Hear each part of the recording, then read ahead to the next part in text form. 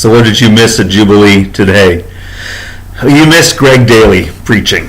And if you don't know who Greg Daly is, then just take my word for it. You missed something. If you do know Greg Daly, well, you don't have to take my word for it. Or better yet, if you were here, you know how special it was to have Greg with us today.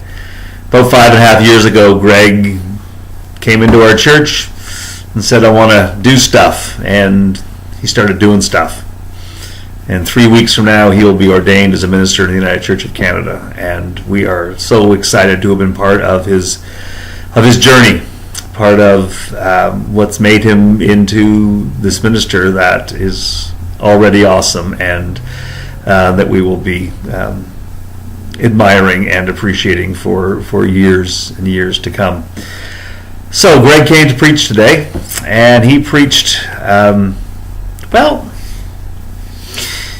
he preached about the way that Jesus challenges the purity code. He preached about Peter's vision of all those different foods, kosher, non-kosher, these animals all together, and his what seemed like a nightmare and a fear, and yet the assurance from God that these are all created by God, and therefore he could eat them.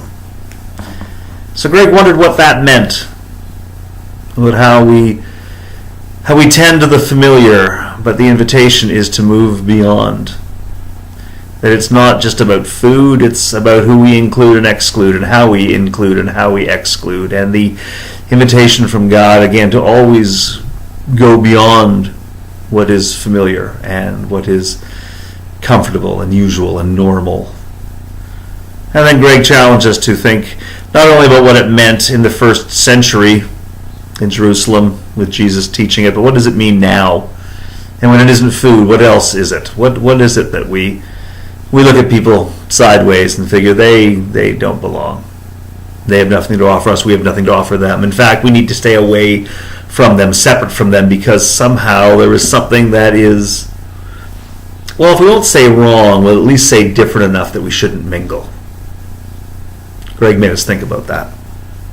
Made us wonder about it. He told some powerful stories of his own experiences that invited us to think ourselves about times that we have dared to engage in the unfamiliar.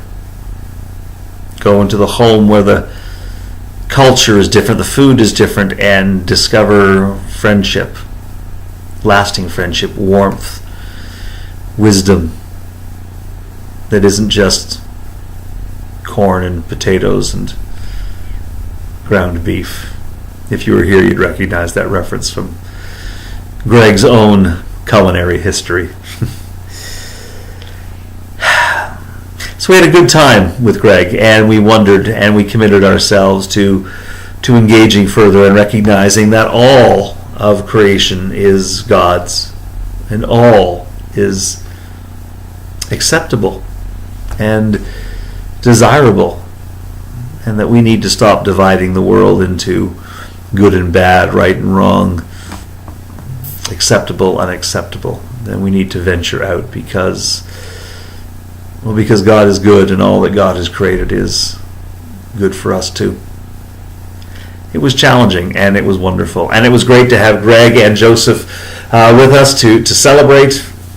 We had a cake, but even though you weren't with us, you can still wonder a little bit about who's in and who's out for you. What's familiar, what's unfamiliar? What foods do you like to eat, and what foods are you afraid of?